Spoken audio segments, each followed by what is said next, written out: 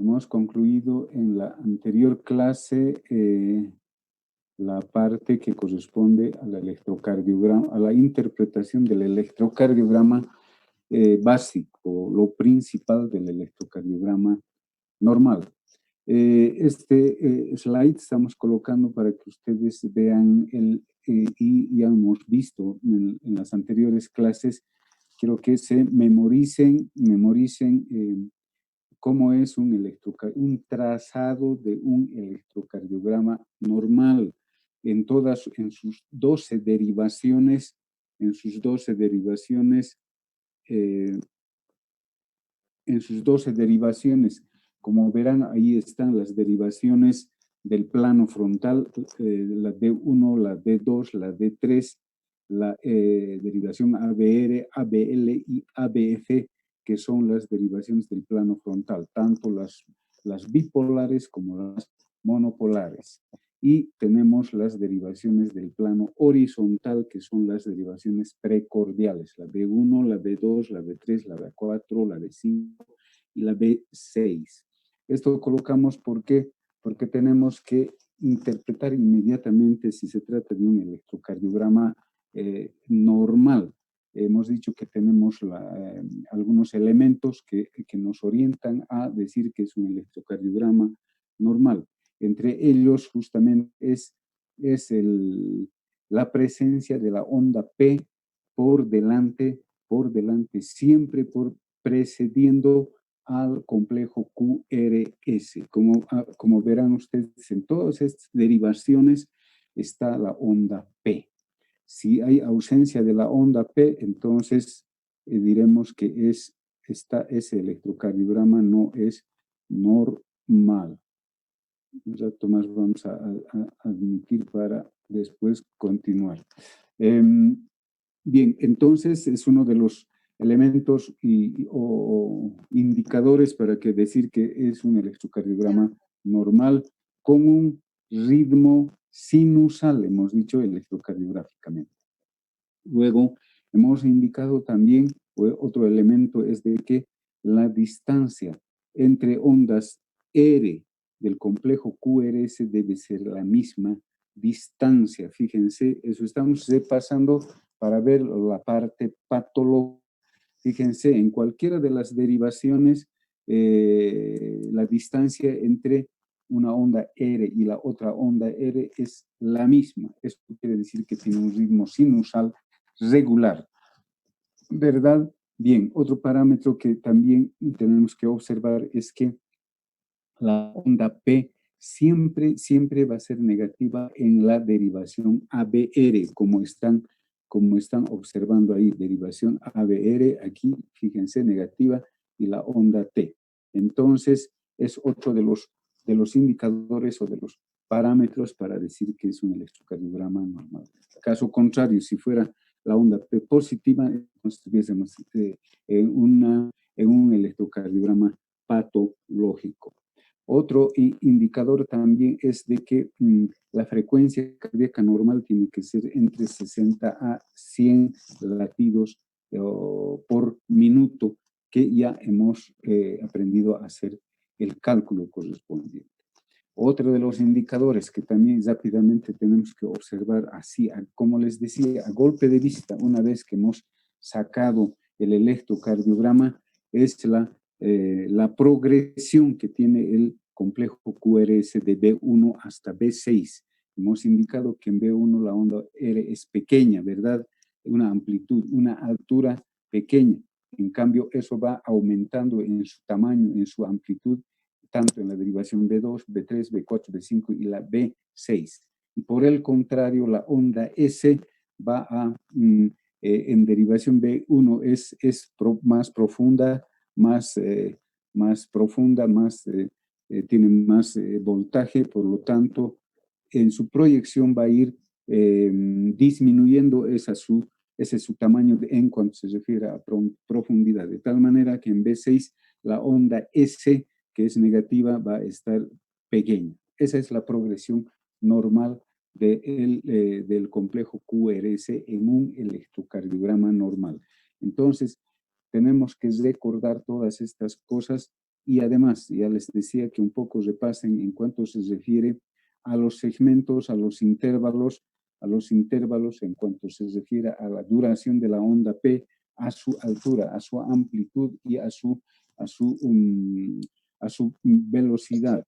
Lo mismo en cuanto se refiere al complejo QRS, su duración y su amplitud, y también de los segmentos y de los intervalos.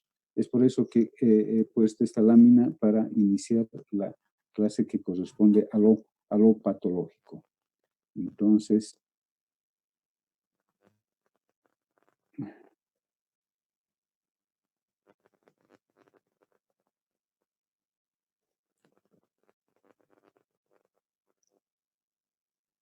bueno, hay algo que no progresa. Bueno, ahí está. Ya hemos visto todo eso. Hemos avanzado, hemos aprendido a sacar el eje eléctrico, hemos aprendido a hacer el cálculo de la frecuencia cardíaca. Y bueno, vamos a entrar entonces a las alteraciones en el electrocardiograma. Bien, ahí está la representación de las ondas en el electrocardiograma. Como verán, la onda P, que es positiva siempre, generalmente en casi todas las derivaciones, casi digo porque en ABR va a ser negativa, representa la despolarización de ambas aurículas. El intervalo PR, que ustedes saben ya con su onda P y con su segmento PQ o PR,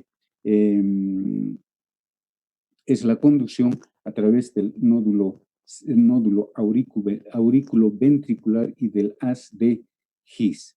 El complejo QRS, que está compuesto por la onda Q, que es la primera deflexión o la primera onda negativa del complejo QRS, y la onda R, que siempre va a ser también casi y generalmente, normalmente, mejor dicho, va a ser positiva.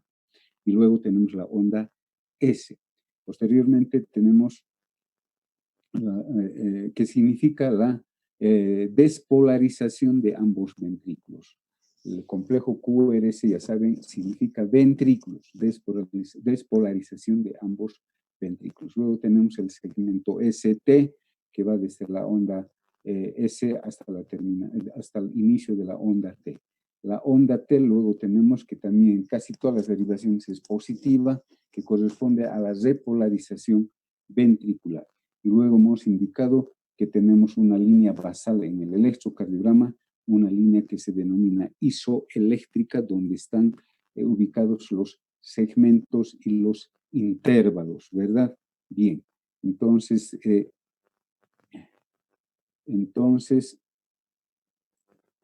bien. Hemos visto el electrocardiograma normal con todas sus ondas, sus intervalos y sus segmentos, ¿verdad? Pero patológicamente podemos tener este tipo van a disculpar al final, tal vez si alguien quiera preguntar algo, vamos a aclarar nomás. Por el momento, estamos recién comenzando. ¿Cómo se llama? Estas son las formas que puede tener la onda P en forma patológica. Tenemos acá la primera que es la onda P normal, que es positiva hacia arriba, positiva, ¿verdad? Y generalmente la vamos a ver siempre en derivación de 2. Para ver bien la onda P tenemos que ver en derivación D2 y en derivación B1. Entonces, esto es la onda P normal. Aquí tenemos otra onda P de diferente morfología, es decir, de diferente forma, que está, vamos a ver ya, que es una onda alta, picuda, mayor a la amplitud, mayor a su altura. Lo normal hemos dicho que es de 2.5 milivoltios o que es lo mismo 2.5 milímetros. Lo vamos a ver acá abajo. Fíjense, esto es la altura, la amplitud de una onda P normal que está 2.5 milímetros. Eso es lo normal, lo máximo.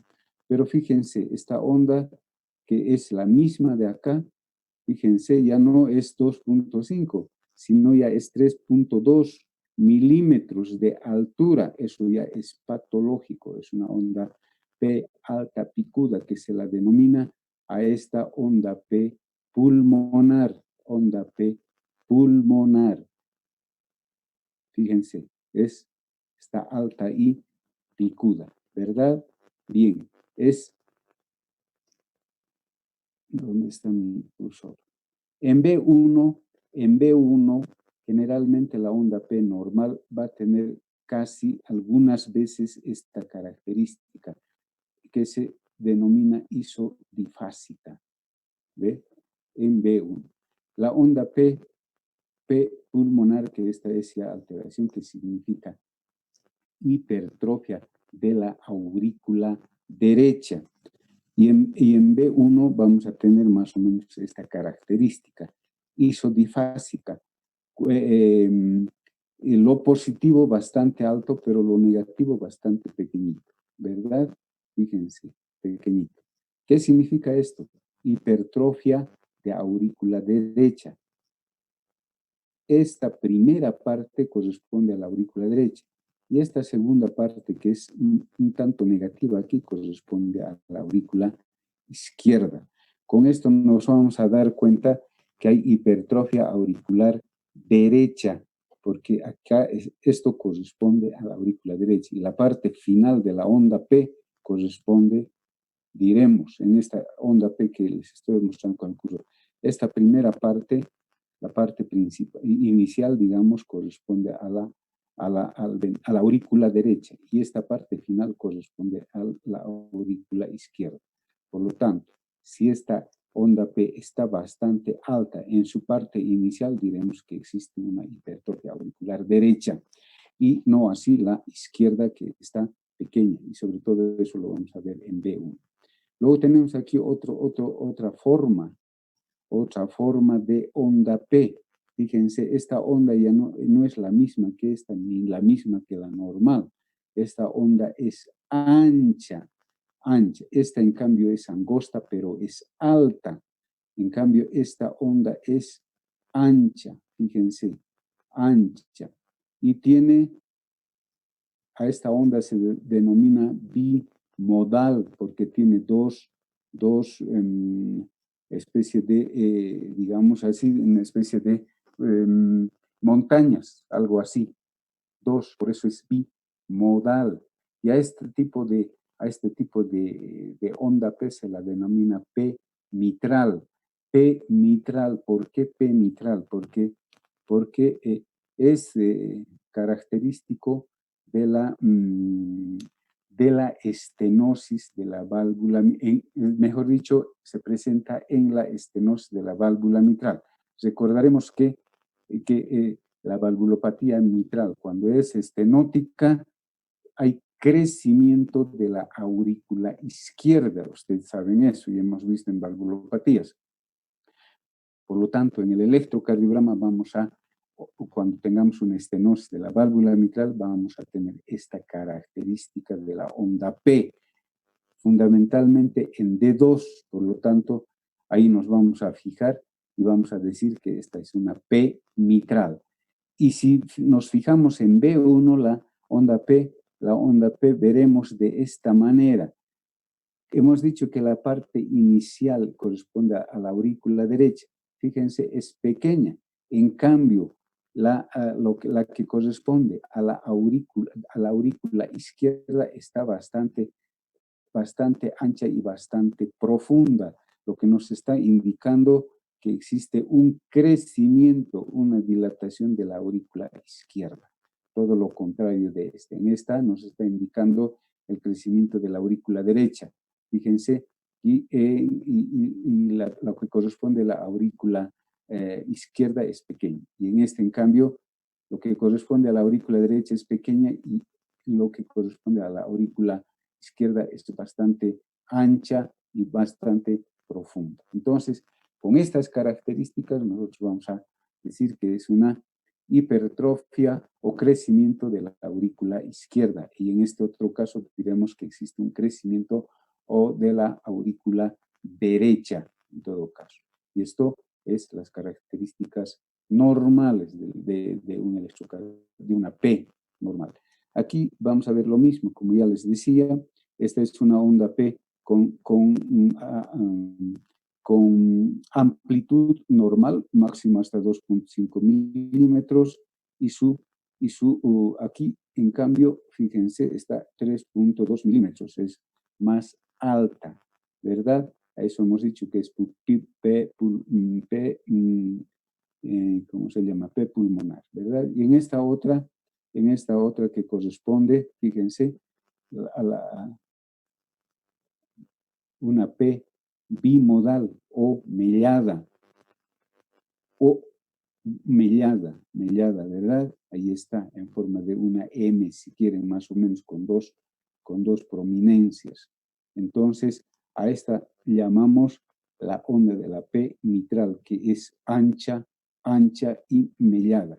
Entonces, que corresponde a la hipertrofia de la aurícula izquierda y está a la hipertrofia de la aurícula derecha. Entonces, cuando tengamos estas alteraciones de la onda P, nos podremos dar cuenta fácilmente cuál de las aurículas está crecida, está hipertrofiada. Entonces, ustedes tienen que fijarse inmediatamente en el electrocardiograma, principalmente en esas derivaciones D2 y B1 para interpretar la hipertrofia auricular, ya sea izquierda o ya sea derecha. Bien, aquí tenemos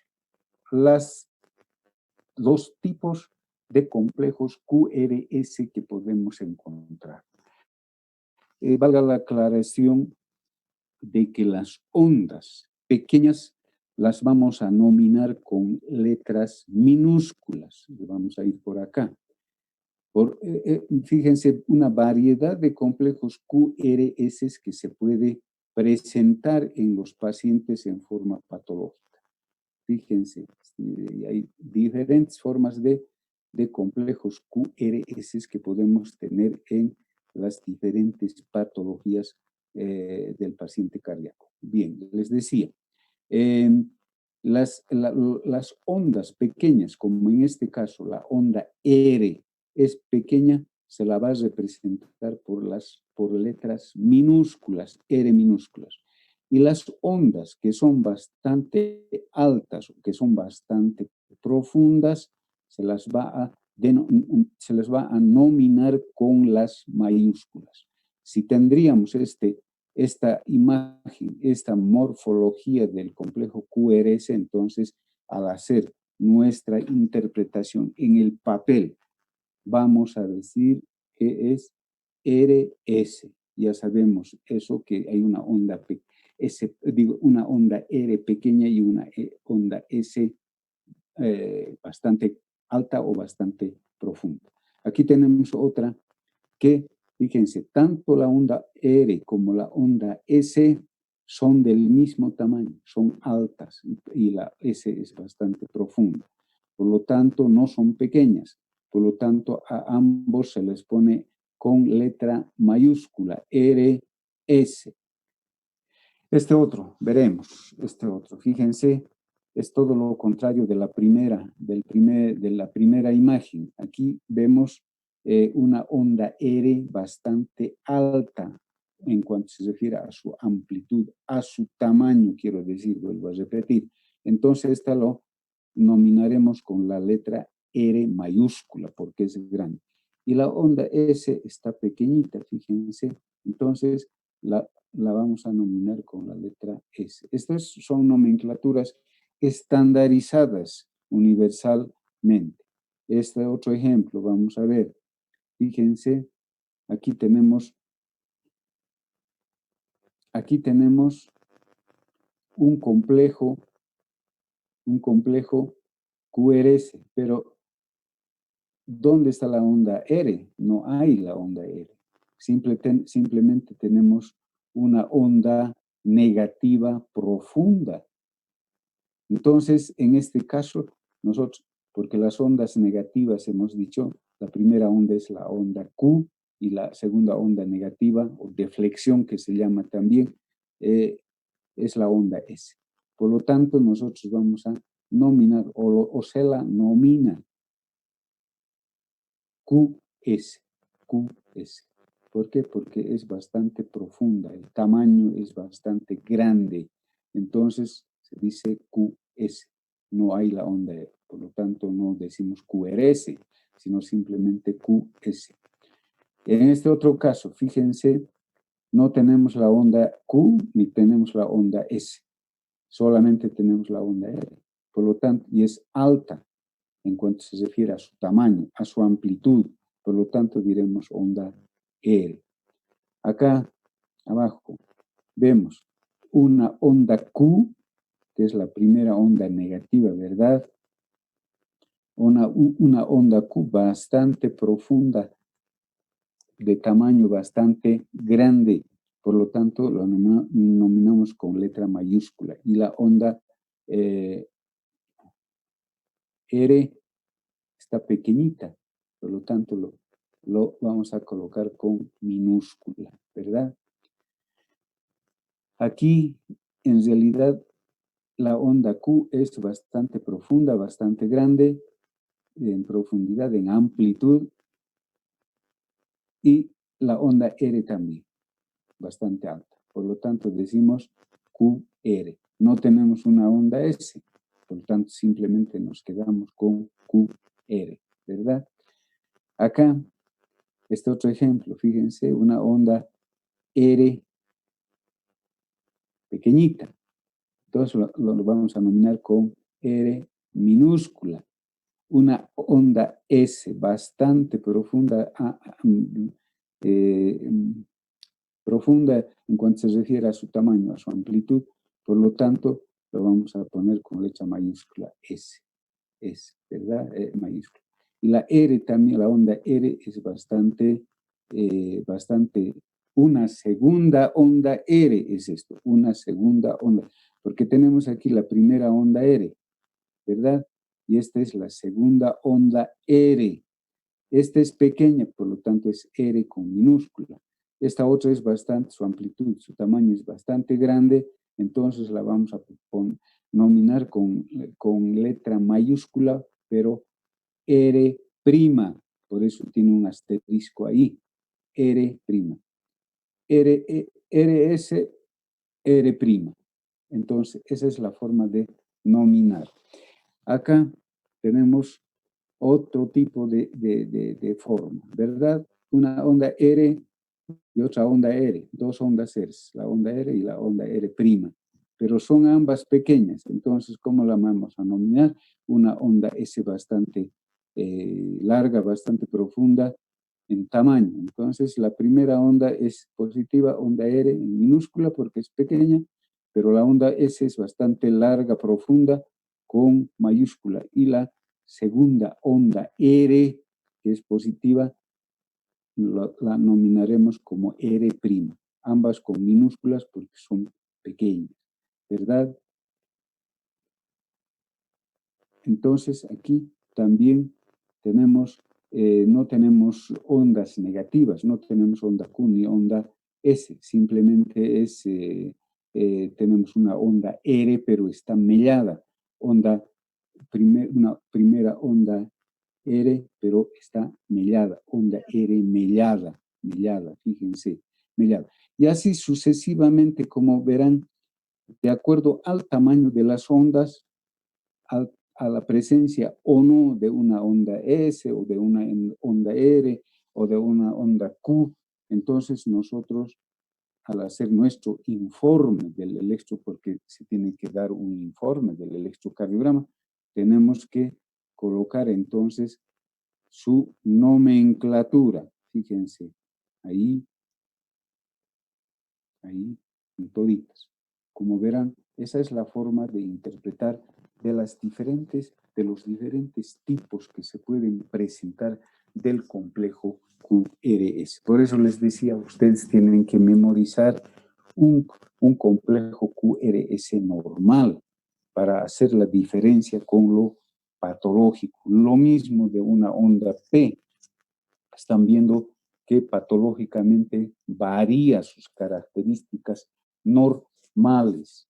Por lo tanto, ustedes van a encontrar una diversidad de complejos QRS o de ondas P para, y para que puedan interpretarla.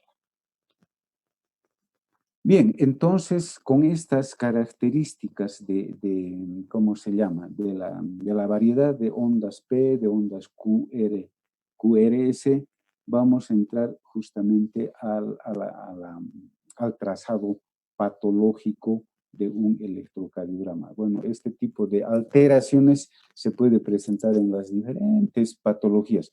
Incluso en los temas que hemos avanzado, hemos indicado dentro de los exámenes complementarios importantes, está pues el realizar un electrocardiograma. En todas las patologías hemos indicado el electrocardiograma, que es un examen complementario básico, ¿verdad?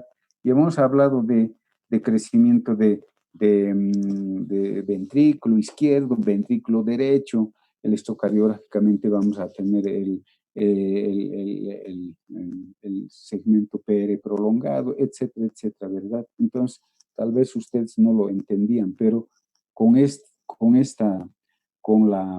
lo que están aprendiendo a interpretar un electrocardiograma normal y lo patológico, bueno, entonces ya, de acuerdo a las patologías, uno va a decir, evidentemente, en esta patología se presenta de esta manera. Bien. Entonces, acá tenemos, por ejemplo, una de las alteraciones. Las alteraciones pueden ser supraventriculares o ventriculares.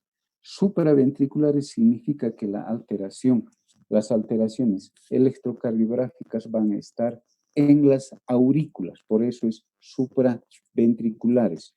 Y las ventriculares, bueno, las alteraciones electrocardiográficas van a estar en los ventrículos, ¿verdad? Bien.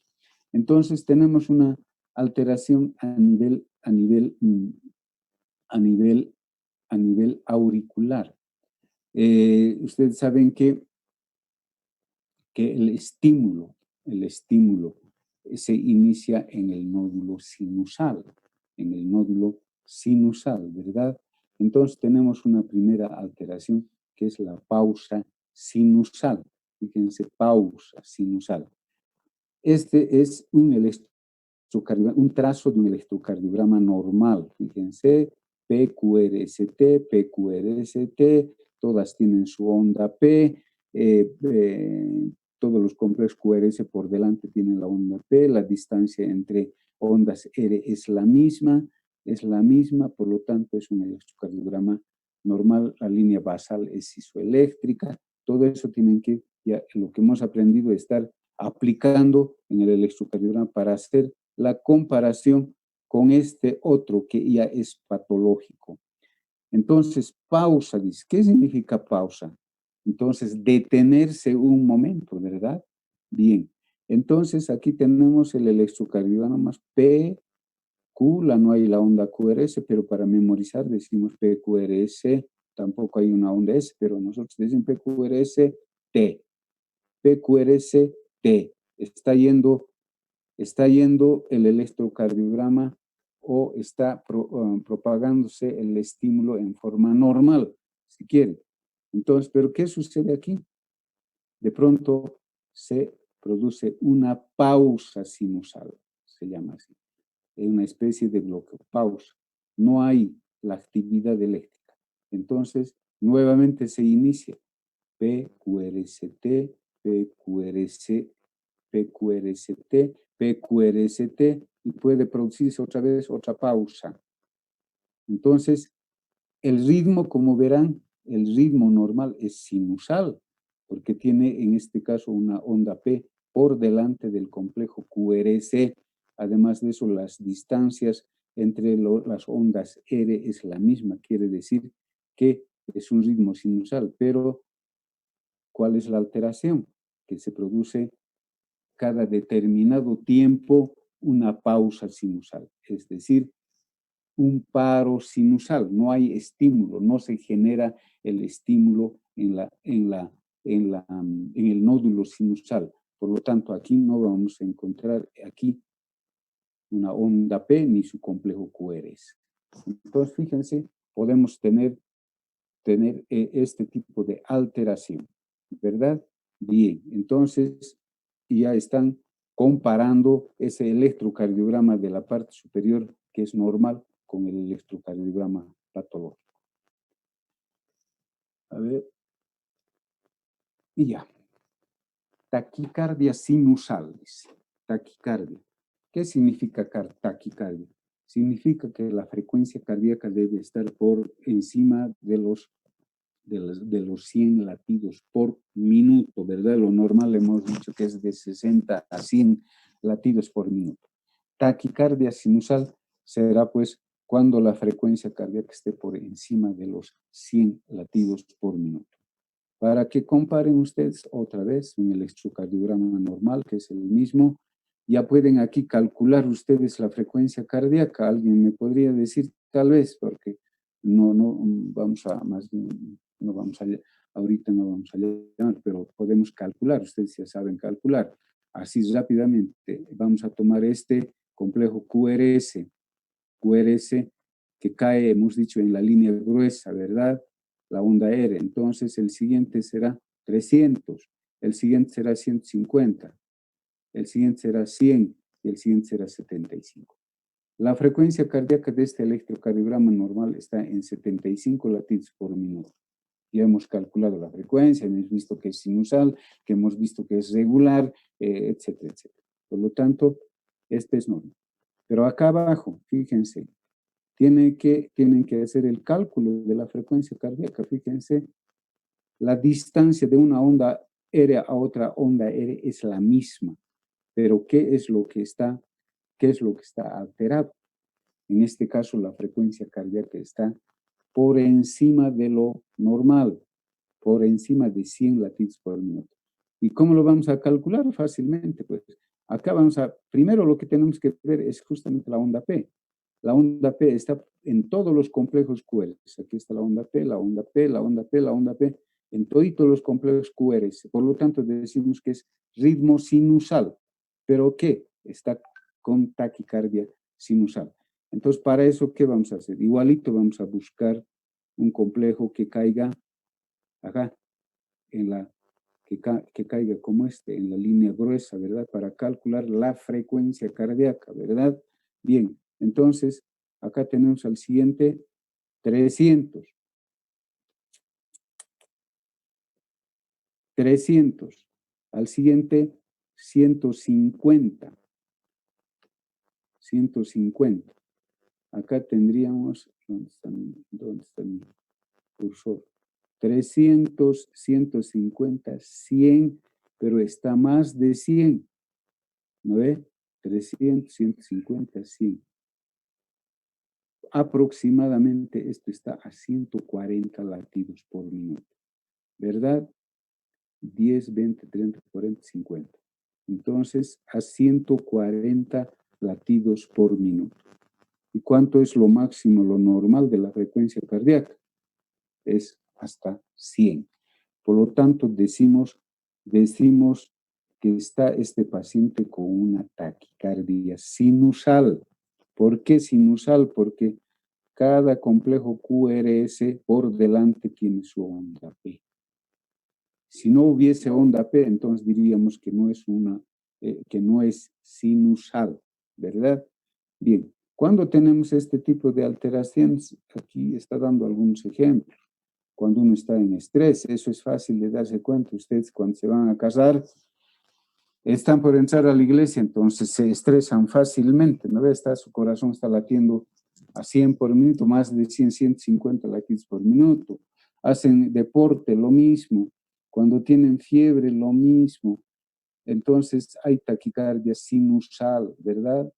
Entonces, cuando tienen una ansiedad, un estrés, etcétera, etcétera,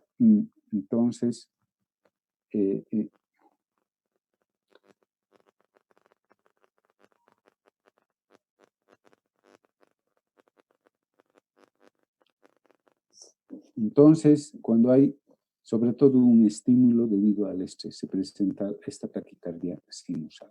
Entonces, fácilmente se darán cuenta. Por eso hemos aprendido a calcular la frecuencia cardíaca. Hemos he aprendido a calcular el eje eléctrico y decir esto es un electrocardiograma normal. Bien, aquí tenemos otro ejemplo. Taquicardia auricular, dice, ¿verdad? Taquicardia auricular. No dice taquicardia sinusal. Cuando decimos taquicardia sinusal, significa que el estímulo, la actividad eléctrica se ha iniciado en el nódulo sinusal. Pero si decimos taquicardia auricular, significa que el estímulo se ha generado no siempre en el nódulo sinusal, sino en cualquier parte de la pared auricular. Entonces, por eso es taquicardia auricular. Es similar a la taquicardia sinusal. Fíjense, este es el electrocardiograma normal que estamos poniendo como ejemplo. Y fíjense aquí, ¿cómo está la frecuencia cardíaca? Ya uno se puede imaginar, no es lo mismo que el de arriba, ¿verdad? Dense cuenta. Eso es a golpe de vista, como les digo, el electrocardiograma uno tiene que verlo en segundos. No podemos esperar una hora para interpretarla. Entonces, fíjense la diferencia que existe entre lo normal y lo patológico. Bien, entonces, acá tenemos una onda P, pero que no se ha generado en el nódulo sinusal, sino en la pared, en algún lugar de la pared auricular. Pero igual ha producido una taquicardia auricular. Entonces, para su frecuencia cardíaca, para calcular cuánto está, vamos a buscar igual una onda R que coincida con una de los trazados verticales del papel del electrocardiograma, ¿verdad? En la línea gruesa de los cuadraditos grandes. Este es el que cae casi exactamente. Entonces vamos a contar cuánto de frecuencia tiene aquí. 300.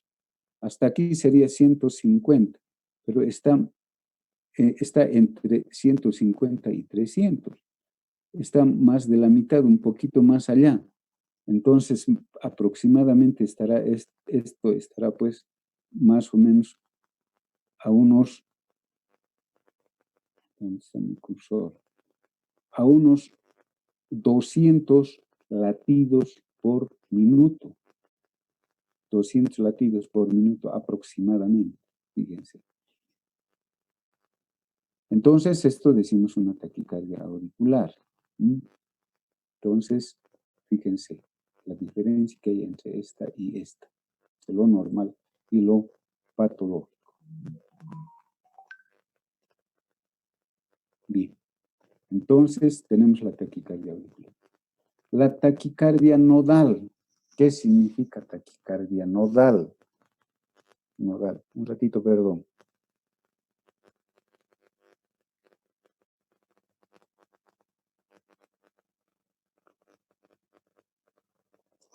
Ya.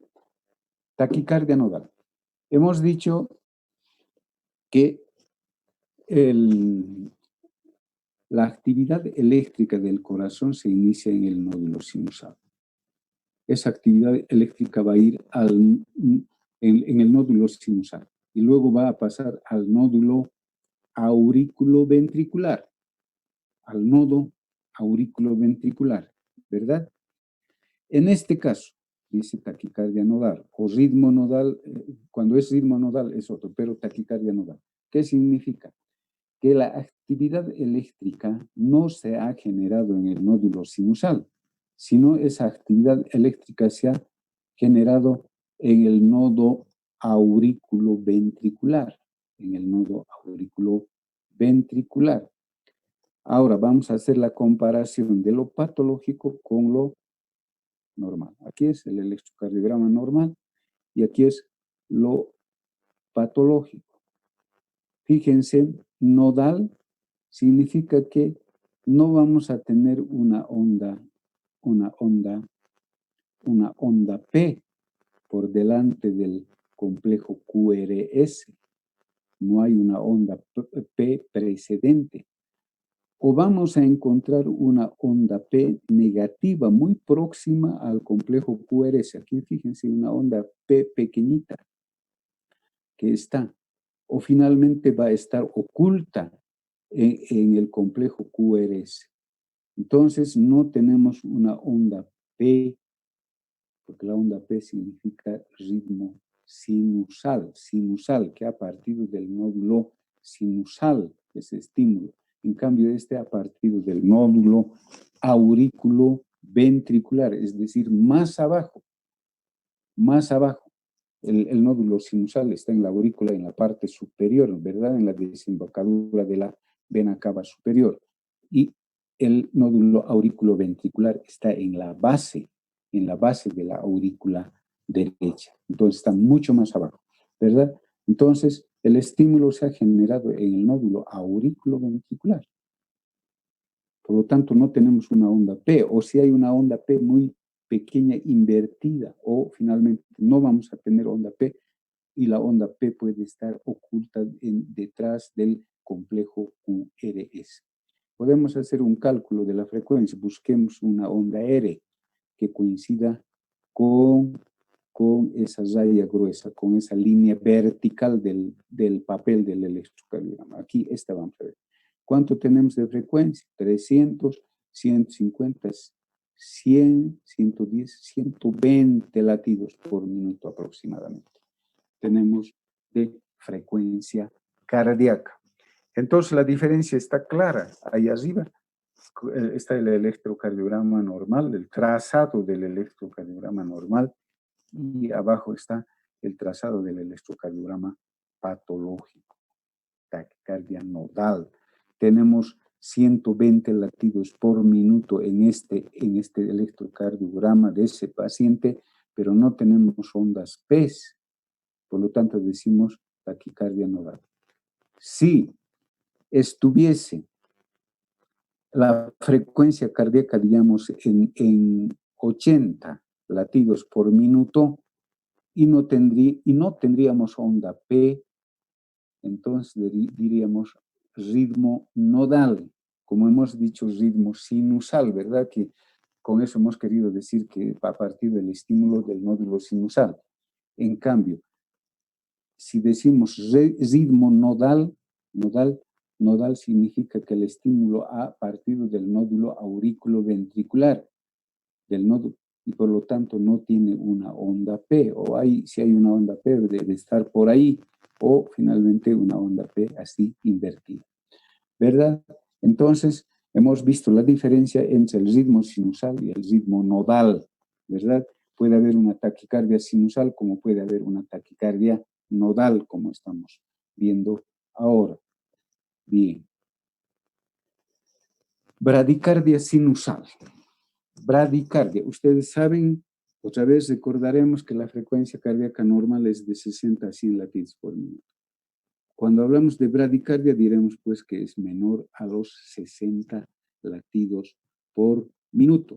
Bradicardia sinusal. Si estamos diciendo sinusal quiere decir que los complejos sinusal, aquí estoy haciendo la remarcación, los complejos QRS van a tener ondas P por delante. Aquí está, tenemos aquí el electrocardiograma normal, van a comparar, por eso es lo normal con lo patológico, estarán viendo bien. Aquí está el complejo QRS, claro que aquí no tiene su Q ni su onda S, ya les he dicho, pero para que ustedes memoricen QRS tienen que mencionar todos los ratos. Tenemos en cada latido, si quieren, del corazón, en cada complejo QRS tiene por delante la onda P, la onda P, la onda P, la onda P, y así sucesivamente en todas las derivaciones de 1, de 2, de 3 va a estar así con sus ondas P. Pero ¿cuál lo patológico? Fíjense, la distancia entre una onda R y la otra onda R es pues amplia, ¿verdad? Amplia. No es como acá. Acá hemos dicho que 300, 150, 100, 75, un poquito menos de 75, digamos 72 más o menos de frecuencia. Acá vamos a hacer el cálculo de la frecuencia cardíaca. Ustedes tienen que calcular Fíjense, aquí más o menos esta está cayendo casi en la línea, un poquito menos, pero las otras no. En cambio, ya, lo tomaremos en cuenta esto. 300, 150, 100, 75, 60, 60, 50. Entonces, la frecuencia cardíaca de este está entre 50 y 60. Aquí tenemos un espacio, aquí tenemos otro espacio, por lo tanto debe estar esta frecuencia aproximadamente a 56 latidos por minuto. 56 latidos por minuto. Está por debajo de los 60 latidos por minuto. Por lo tanto, en este caso vamos a decir bradicardia sinusal. Sinusal, ¿por qué? Porque tenemos ondas P por delante de los complejos QRS. Onda P, onda P, onda P. Lo patológico es que está con una frecuencia cardíaca menor a lo normal. Y así, a golpe de vista, ¿hay o no hay diferencia con el electrocardiograma normal? Inmediatamente, si ven ustedes hace mucho espacio, dirán, este está con bradicardia, ¿verdad? Entonces decimos bradicardia sinusal. Bien. ¿Qué hora tenemos? Ya es las 6. Esto más veremos y después quedamos ahí, porque con el otro curso tengo que pasar. Mañana vamos a concluir en realidad lo patológico. Bien, esta más veremos una de las alteraciones patológicas que se producen a nivel auricular es la llamada fibrilación auricular. En este caso ya tenemos una arritmia auricular. Fibrilación. Si ustedes ya se darán cuenta del término, está fibrilando, dicen, fibrilación. ¿Por qué fibrilación? Porque la aurícula está latiendo a una frecuencia aproximadamente de unos 300, 350 latidos por minuto. Fibrilación significa que el ritmo ya no es sinusal, el ritmo ya es totalmente irregular. Aquí tenemos las ondas. Por eso es que les digo, inmediatamente hay que ver la onda P en los complejos QRS si tiene por delante.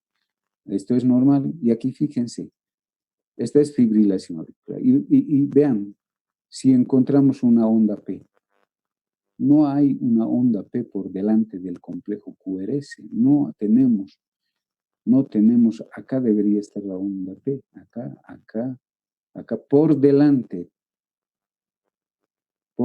del complejo QRS, no hay, se ha perdido la onda P. ¿Por qué? Porque está fibrilando, está latiendo a unos 300 latidos o 350 latidos por minuto. Por lo tanto, no grafica una onda P. Todas estas ondas pueden ser ondas P. A ver, imagínense 300 o 400 latidos por minuto que está la aurícula latiendo. Está fibrilando. Y el ritmo obviamente es irregular, arrítmico. La distancia entre una onda R y la otra onda R varía, es variable. Fíjense, no es la misma distancia de acá a acá, que de aquí a aquí, que de aquí a aquí, que de una onda R a esta otra onda R, de esta onda R a esta otra onda R. Si medimos estas distancias en toditos estos espacios, toditos prácticamente van a ser diferentes, no como este, fíjense que es totalmente regular la distancia de una onda R a otra onda R, a otra onda R, a otra onda R va a ser la misma, ¿verdad? En cambio acá no, es totalmente irregular, totalmente arrítmico, fíjense. Entonces, la aurícula está latiendo a unos 300, 350 latidos o 400 tal vez por minuto y los ventrículos están latiendo por su lado, ¿verdad? Fíjense.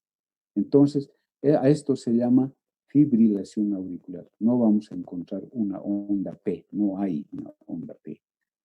Fibrilación auricular es una arritmia la más frecuente y esta es altamente embolígena. Embolígena, ¿qué quiere decir eso? Que va a producir émbolos, coágulos, por lo tanto va a producir un accidente vascular cerebral en cualquier momento. Hemos hablado ya en todas las patologías que hemos visto, la complicación, digamos, de una estenosis de la válvula mitral que produce justamente por la dilatación de la aurícula, justamente produce este cambio de ritmo. Fibrilación auricular. Y por eso la estenosis de la válvula mitral es altamente embolígena, ¿verdad? ¿Por qué? Porque va a producir a la larga este tipo de arritmia auricular, fibrilación auricular. Bien, jóvenes, es las 6 prácticamente. Vamos a quedar aquí. Mañana nos vemos a las 10 en punto de la mañana. Vamos a terminar, yo creo. Vamos a ver la parte principal de lo patológico. No vamos a profundizar en arritmias o en alteraciones mucho más detalladas. Es lo que más se presenta y lo más importante simplemente. Bien, entonces mañana estamos a las 10 en punto de la mañana y mañana voy a llamar seguramente lista, ahora no he tenido tiempo, voy a llamar lista mañana. Entonces, hasta mañana, jóvenes, buenas tardes.